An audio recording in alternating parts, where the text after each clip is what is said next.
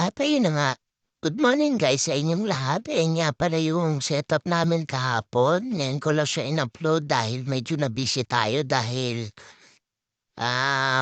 pagkatapos natin mag-setup, tumawag sa atin yung isa nating boss na kung pwede daw tayo mag-deliver. Siyempre, agad-agad natin lalabanan yung offer sa atin dahil gawa ng pambili nga lang ng pambigas-bigas natin. Nga pala, ang setup natin ngayon is Lightning McQueen. Customize nga yan kaya hindi ko rin masyadong kabisado kung anong kalalabasan kasi ngayon ko palang gagawin. And yung mga props namin dyan bago pa lang. Pero syempre may idea naman tayo kung paano tayo nag-setup.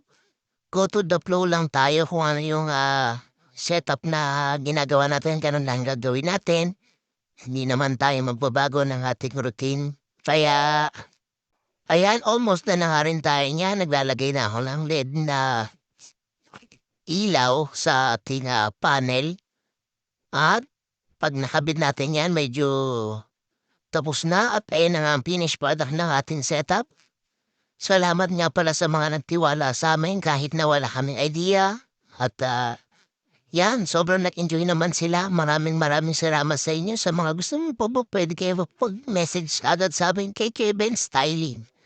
At agad nating re-reply ng inyong mga reply. Chat. Salamat!